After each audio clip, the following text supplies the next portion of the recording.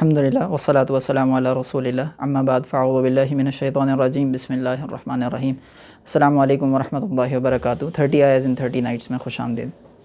آج کی آیت جو اس سیشن کے لیے سلیکٹ کی گئی ہے وہ سورہ آل عمران کی آیت نمبر 140 ہے۔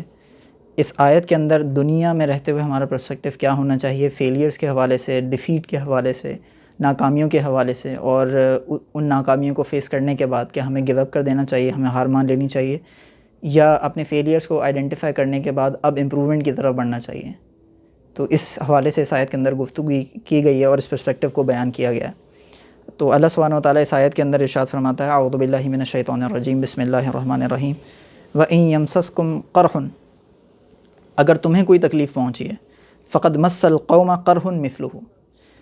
تو وہ لوگ بھی ویسی ہی تکلیف پا چکے ہیں۔ وَتِلْكَ الْأَيَّامُ نداولها بین الناس،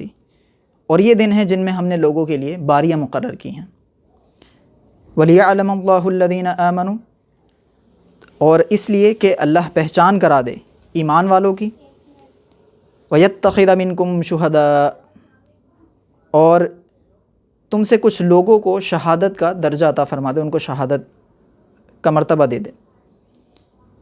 وَاللَّهُ لَا يُحِبُّ الظَّالِمِينَ، اللہ ظالموں کو دوست نہیں رکھتا۔ تو اس آیت کے اندر جن چیزوں کو جو باتیں بیان کی گئی ہیں، جو اصول دیے گئے ہیں، وہ اسی پرسپیکٹیو کے حوالے سے کہ جب شکست فیس ہو، جب آپ کو ڈیفیٹ آپ کے سامنے آئے، یا آپ کو ہار کا سامنا کرنا پڑے، فیلئرز کا سامنا کرنا پڑے، تو اس وقت ایک مسلمان کا پرسپیکٹیو کیا ہونا چاہیے، چاہے وہ کسی گول کے، کسی مقصد کو حاصل کرنے کے بیچ میں ہو، یا کفار سے لڑائی کے بیچ میں ہو، یا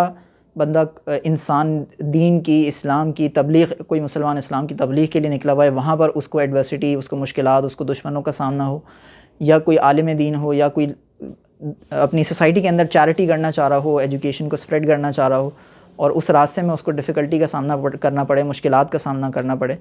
تو وہ پھر اس کو فیلئرز اس کے نتیجے میں ملیں، جو وہ گولز اپنے لیے سیٹ کر رہا ہے تو ان گولز کو اچیو نہ کر پائے، ان گولز کو اچیو نہ کرنے، ان کی سکسیس اس کو نہ حاصل ہو، بلکہ فیلئرز ملنا شروع ہو جائیں، تو وہ ان کو کس طرح سے ایڈریس کرے، کیا ہار مان لے، گیو اپ کرے، یا وہ پھر کھڑا ہو کے آگے قدم بڑھائے اور ان سے لڑے۔ تو اس چیز کو ایڈریس کیا گیا۔ لیکن اس سے پہلے کہ اس آیت کے اس سے حاصل ہونے والے اصول اور ان چیزوں کو سمجھا جائے، پہلے اس آیت کا پس منظر سمجھنا بہت ضروری ہے، اور وہ اس سے بہت اس لیسن سے، یا جو اس سے ہم سیکھنا چاہ رہے ہیں، اس سے بڑا کلوزلی لنک کرتا ہے۔ یہ آیت نازل ہوئی تھی غزوہ احد کی شکست کے بعد، اور غزوہ احد کی شکست میں غزوہ احد کی شکست کے بعد یہ صحابہ کو اور مسلمانوں کو یہ چیز سمجھانے کے لیے اس آیت کو نازل کیا گیا کہ غزوہ بدر جب ہوئی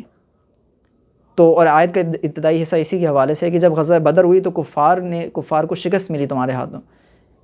لیکن ان کو دیکھو انہوں نے کیا کیا۔ ان کو اگرچہ تمہارے ہاتھوں شکست ملی تھی، اگرچہ ان کے پاس مال، اسباب، اپنے آرمرز، ٹولز، ویپنز، سب چیزیں بہت زیادہ تھیں، ان کے پاس مال و دولت تھی، اس کے باوجود وہ ہار گئے۔ وہ تعداد میں زیادہ تھے، تم تعداد میں کم تھے، وہ مال میں زیادہ تھے، تم مال میں کم تھے، وہ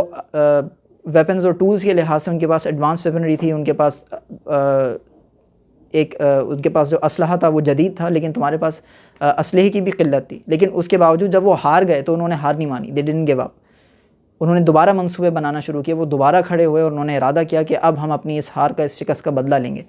تو اب اگرچہ تمہیں احد میں شکست ہوئی ہے، غزوہ احد میں کیونکہ شکست ہو چکی تھی، تو کیونکہ اب تمہیں احد میں شکست ہو چکی ہے، غزوہ احد میں ہار چکے ہو، لیکن اس کے باوجود ڈو ناٹ گیو اپ۔ جب انہوں نے ہار نہیں مانی تو پھر تم کیوں ہار مان رہے ہو؟ جب انہوں نے وہ سب چیزیں چھوڑ چھاڑ کے اور شکست کے اوپر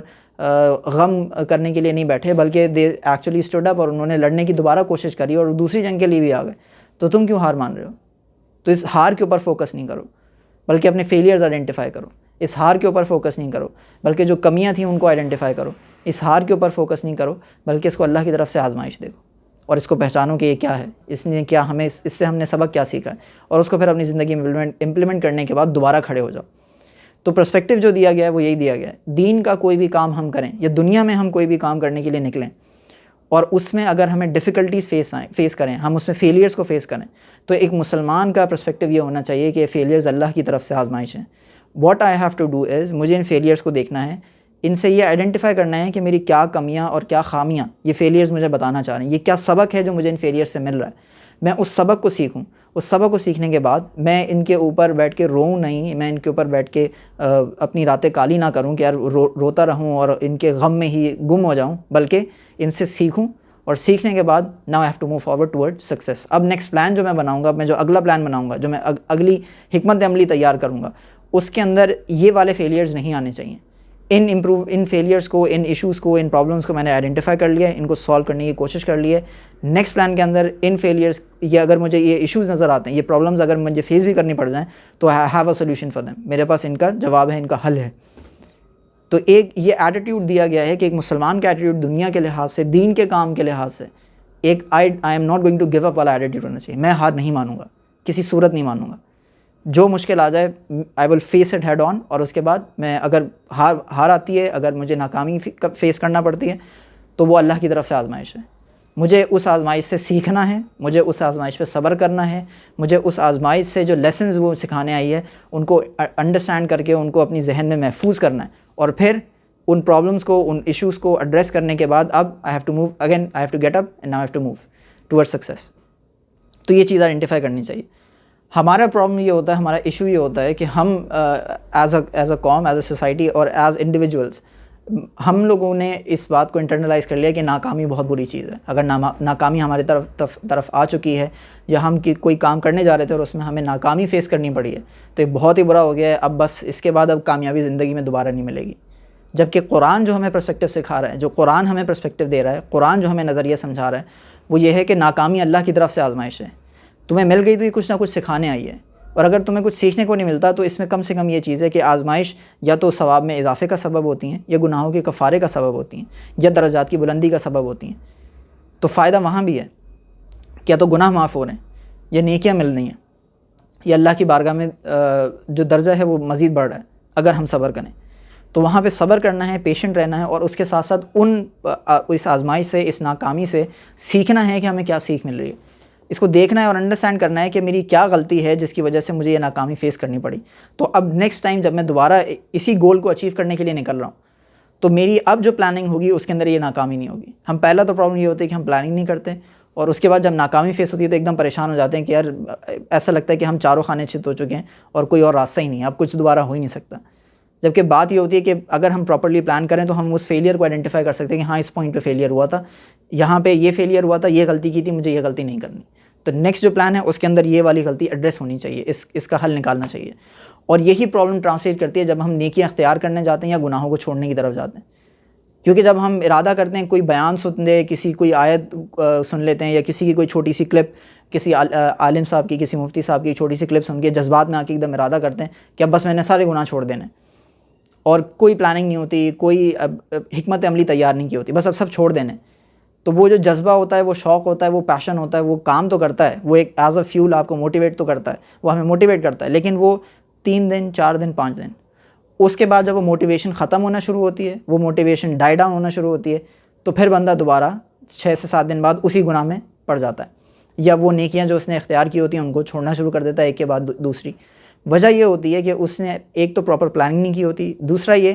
کہ اس نے یہ ایک جذبات میں آ کے فیصلہ کیا ہوتا ہے. تو وہ اگر گناہ میں گرتا بھی ہے تو اس کے بعد وہ پھر یہ ذہن لے کے اور یہ مینٹالٹی لے کے بیٹھ جاتا ہے کہ یار میں نے گناہ میں ہی گرنا ہے. وہ اس کو نفس اور شیطان وسوسہ دیتے ہیں کہ بھائی میں نے گناہ میں ہی گرنا ہے, میں ایک ایسا گناہ گار ہوں کہ میرے لیے کوئی راستہ نہیں ہے نیکی کا, اور میں بار بار گناہ میں گرتا ہوں, تو فائدہ کیا باہر آنے کا گناہ سے, میں گناہ میں ہی رہتا ہوں. وہ ایک ہار ماننے کی ایک ہاری ہوئی پوزیشن کے اندر آ جاتا ہے, اسٹیٹ آف مائنڈ کے اندر آ جاتا ہے کہ میں ہار چکا ہوں, میں ہارا ہوا بندہ ہوں, تو بس مجھے اب لڑنا ہی نہیں ہے. وہ دوبارہ نہیں کھڑا ہوتا اپنے نفس اور اپنے شیطان سے لڑنے کے لیے. جبکہ قرآن یہ کہہ رہا ہے کہ ڈو ناٹ گیو اپ. اگر آپ پھسل رہے ہو, اگر آپ کو مشکلات پیش آ رہی ہیں, تو انیشلی جب آپ نے گناہوں کو چھوڑنے کا وعدہ کیا تھا تو آپ نے اس وقت اپنے نفس اور شیطان کو شکست دی تھی, چاہے وہ کسی موٹیویشن کی وجہ سے ہی کیوں نہ ہو, چاہے وہ کسی کے بیان کی وجہ سے کیوں نہ ہو, لیکن ایک ول پاور آپ کے اندر موجود تھی جس کی وجہ سے آپ نے شیطان کو ایٹ بے رکھا, نفس کو آپ نے دھتکار دیا اور اس کو پیچھے پھینک دیا,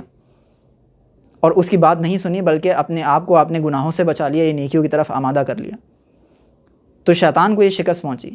لیکن جب وہ ہمیں کسی طرح سے شکست دے دیتا ہے اور ہمیں اس گناہ میں ملوث کر دیتا ہے تو ہم ہار مان جاتے ہیں. شیطان نے تو ہار نہیں مانی, آپ اس کو 5 دن تک, 4 دن تک, 3 دن تک, اگر 1 دن تک بھی, اگر 1 گھنٹے تک بھی شکست دیتے رہے, تو وہ 1 گھنٹے تک اس نے ہار نہیں مانی. اس شکست کے بعد وہ دوسرے گھنٹے میں دوبارہ آ گیا آپ کو بہکانے کے لیے، ہمیں بہکانے کے لیے، تیسرے گھنٹے میں دوبارہ آیا وہ بہکانے کے لیے، چوتھے گھنٹے میں وہ دوبارہ آیا بہکانے کے لیے، ہر سیکنڈ وہ کوشش میں لگا ہوا ہے، ہمارا نفس ہر سیکنڈ کوشش میں لگا ہوا ہے۔ تو جب وہ اپنی شکست فیس کرنے کے باوجود ہار نہیں مان رہے، تو ہم ایک شکست کی وجہ سے کیوں ہار مان رہے ہیں؟ ہم ایک ڈیفیٹ کی وجہ سے کیوں ہار مان رہے ہیں؟ ہم نے بھی دوبارہ کھڑا ہونا ہے اور اس دفعہ گناہوں کو چھوڑنے کی پلاننگ کرنی ہے۔ اگر میں کسی گناہ میں گر چکا ہوں تو مجھے اب آئیڈینٹیفائی کرنا ہے کہ وہ کون سا ٹریگر تھا، وہ کون سی چیز تھی جس نے مجھے اس گناہ کی طرف موٹیویٹ کر دیا، جس نے مجھے اس راستے کی طرف لے آیا۔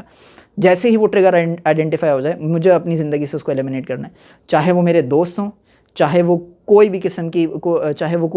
کوئی اسپیسیفک ٹاپک کی باتیں ہوں، چاہے وہ کسی بھی قسم کی کوئی بھی چیز ہو۔ اگر مجھے ان گناہوں کو چھوڑنا ہے، اگر مجھے دوبارہ ڈیفیٹ فیس نہیں کرنی اس ایک ریزن کی وجہ سے، تو مجھے اس کو آئیڈینٹیفائی کرنا ہوگا اور اس کو اپنی زندگی سے نکالنا ہوگا، اس ٹریگر کو اپنی زندگی سے ایلیمنیٹ کرنا ہوگا، تاکہ نیکسٹ ٹائم میں اگر اس کو فیس کروں تو آئی ہیو اے پلان کہ مجھے اس کو نکالنا ہے، مجھے اس سے اپنا دھیان ہٹانا ہے تاکہ میں گناہ میں نہ گر سکوں۔ تو یہ ہمیں اپنی مینٹالٹی بنانی پڑے گی، یہ ہمیں اپنی سوچ اور فکر بنانی پڑے گی۔ ان آزمائشوں کو اللہ تعالیٰ بھیجتا کیوں ہے؟ ناکامی کو ایک آزمائش کے طور پہ کیوں بھیجتا ہے؟ اس کی وجہ یہی ہے کہ اللہ تعالیٰ نے بیان فرما دی اس آیت کے اندر کہ اللہ تعالیٰ یہ کہ پہچان کرا دے کہ ایمان والے کون ہیں۔ تو نبی کریم کے دور میں منافقین بھی تھے اور صحابہ بھی موجود تھے۔ منافقین کھوکھلا دعویٰ کرنے والے تھے، یہ وہ لوگ تھے جو کہا کرتے تھے کہ ہاں ہم مسلمان ہیں، زبان پہ تو ان کے یہ ہوتا تھا کہ مسلمان ہیں، لیکن ان کے اعمال جو تھے وہ اس دعوے کی دلیل نہیں بنتے تھے، اس دعوے کے پروف، اس کلیم کا پروف نہیں ہوتے تھے۔ تو اب یہ جو آزمائشیں آتی تھیں وہ یہ فرق کروا دیتی تھیں کہ کون واقعی مومن ہے، کون ہے جس نے دعویٰ جو کیا اس میں سچا ہے، اور کون ہے جو اس کلیم کے اندر جو وہ بات کہہ رہا ہے اس دعوے میں کھوکھلا ہے، وہ اس دعوے کو پروف نہیں کر سکتا، اس کا پروف نہیں دے سکتا، اس کا دلیل نہیں دے سکتا۔ تو ہمارا بھی ہمارا فی الحال اگر آپ ہماری اسٹیٹ دیکھیں ایز انڈیویجولس، تو ہماری بھی یہی اسٹیٹ ہے۔ ہم دعویٰ کرتے ہیں کہ ہمیں اللہ اور اس کے رسول سے محبت ہے، ہم دعویٰ کرتے ہیں کہ ہم مسلمان ہیں اور اسلام کا نام اپنے آپ کو سپرد کر دینا ہے، لیکن ہم میں سے کتنے ہیں جو اپنے آپ کو اذان ہونے کے بعد نماز کے لیے سپرد کر دیتے ہیں؟ ہم میں سے کتنے ہیں کہ جو روزے کے لیے روزہ شروع ہوتا ہے تو اپنے آپ کو، اپنی زبان کو، اپنی آنکھوں کو، اپنے کانوں کو اللہ کی بارگاہ میں سپرد کر دیتے ہیں کہ نہ اس سے حرام دیکھیں گے، نہ حرام بولیں گے، نہ حرام سنیں گے، نہ ناجائز باتیں کریں گے، نہ ناجائز باتیں دیکھیں گے، نہ ناجائز باتیں سنیں گے۔ روزے کی ایسنس یہ ہے، لیکن ہمارے ذہنوں میں، ہماری آنکھوں کے سامنے، ہمارے زبان سے، ہمارے کانوں سے روزہ ختم ہوتا ہی وہ ساری چیزیں دوبارہ سٹارٹ ہو جاتی ہیں۔ تو یہ فرق کر دیتا ہے پھر یہ آزمائشیں جو ہوتی ہیں، یہ ڈیفیکلٹیز جو ہوتی ہیں، یہ فیلیئرز جو ہوتے ہیں، یہ فرق کر دیتے ہیں کہ کون اپنے دعوے کے اندر سچا ہے، کون واقعی مسلمان ہے، اور کس کا دعویٰ ابھی بس صرف سرفیس لیول پر ہے۔ وہ اسلام کے اندر داخل تو ہو چکا ہے لیکن اس کے ایمان کی پختگی نہیں آئی ہے، وہ اپنے دعوے کے پروف، اس نے اپنے دعوے کی دلیل اور پروف نہیں دے دی۔ اس کا مطلب یہ نہیں ہے کہ آج کے دور کے اندر جو گناہ گار ہے وہ مسلمان ہی نہیں ہے، بلکہ اس کا مطلب یہ ہے کہ اس کا ایمان کمزور ہے، اس کا دعویٰ کمزور ہے، اس کی دلیل، اس کے پاس اپنے دعوے کی دلیل نہیں ہے۔ تو یہ کچھ چیزیں ہمیں ذرا انڈرسٹینڈ کرنی پڑیں گی، ان چیز کو ریکگنائز کرنا پڑے گا کہ ہمیں، اور اس کے بعد پھر ہمیں ایک اور چیز جو ریکگنائز کرنی پڑے گی وہ یہ ہے کہ فیلیئرز یا ناکامیوں کو فیس کرنے کے بعد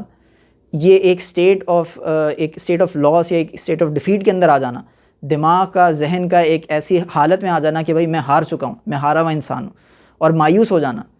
تو چاہے وہ دینی لحاظ سے مایوس ہونا ہو یا دنیاوی لحاظ سے مایوس ہونا ہو، یہ اللہ تعالیٰ کو ناپسند نہیں۔ اس لیے اللہ تعالیٰ نے فرمایا کہ اللہ تعالیٰ ظالموں کو پسند نہیں فرماتا،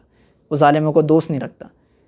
کیونکہ جو شخص مایوسی کی اسٹیٹ میں آ جاتا ہے وہ اپنے آپ پر ظلم کر رہا ہوتا ہے۔ وہ اس کے اندر پوٹینشیل ہوتا ہے سکسیس کو حاصل کرنے کا، اس کے اندر پوٹینشیل ہوتا ہے کامیابی کو حاصل کر لینے کا، لیکن وہ اس پوٹینشیل کو ریئلائز نہیں کر رہا ہوتا ہے، کیونکہ اس نے پلاننگ نہیں کی ہوتی ہے، اس نے اپنے فیلیئرز کو ایڈریس نہیں کیا ہوتا، بلکہ وہ اس مایوسی کی طرف آ جاتا ہے کہ مجھے تو ناکامی ملی ہے، میرے مقدر میں ناکامی ہے، تو اب میں یہ پہلی ناکامی مل چکی ہے، اس کے بعد میں جتنی دفعہ بھی کھڑا ہوں گا مجھے ناکامی پہ ناکامی ملے گی، مجھے ناکامی پہ ناکامی ملے گی،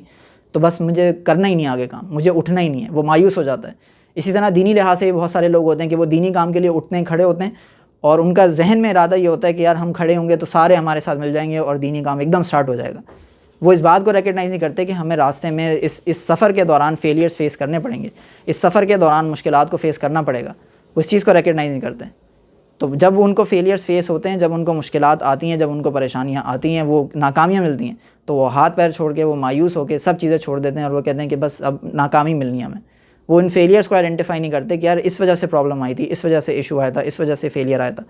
تو مجھے اب اس فیلیئر کو ایڈریس کرنا ہے اور نیکسٹ ٹائم مجھے کوشش کرنی ہے کہ یہ فیلیئر میرے یہ ایشو، یہ پرابلم میری ناکامی کا، میری فیلیئر کا ریزن نہ بنے۔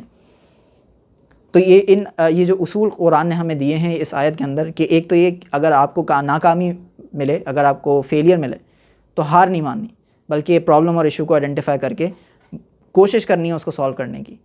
اور پھر دوسرا یہ کہ ان آزمائشوں کو، ان ناکامیوں کو، ان فیلیئرز کو اس طور پہ دیکھنا ہے کہ یہ ہمارے لیے آزمائش ہے اللہ کی طرف سے۔ تو دنیاوی لحاظ سے یہ کہ یہ ہمیں سکھاتی ہیں بہت ساری چیزیں، یہ ہمیں ہماری کمیاں اور ایریاز آف امپرومنٹ سکھاتی ہیں کہ یہ تمہاری کچھ ویکنیسز ہیں، یہ ہماری کچھ کمیاں ہیں، یہ ہماری کچھ ایریاز آف امپرومنٹ ہیں، تو ہم اس پر ورک کریں اور ان کو امپروو کرنے کی کوشش کریں۔ تو اس کے اوپر فوکس کرنا ہے کہ اگر ناکامی مل چکی ہے تو ایریاز آف امپرومنٹ انڈرسٹینڈ کریں، اپنے ایریاز آف امپرومنٹ کو ریئلائز کریں، ان ناکامیوں کو ریئلائز کریں، ان ویکنیسز کو ریئلائز کریں جو ہمارے اندر موجود ہیں اور ان کو ایڈریس کریں۔ اور تیسری یہ چیز کہ مایوس نہ ہوں، ایک ہاری ہوئی اسٹیٹ آف مائنڈ کے اندر نہ آئیں، ذہنی حالت کے اندر نہ آئیں۔ اللہ تعالیٰ سے دعا ہے کہ قرآن سیکھنے، اس پر عمل کرنے اور اس کو انڈرسٹینڈ کرنے اور اس کو اپنی زندگی کے اندر لاگو کرنے کی توفیق عطا فرمائے۔ وما علینا البلاغ المبین۔ والسلام علیکم ورحمۃ اللہ وبرکاتہ۔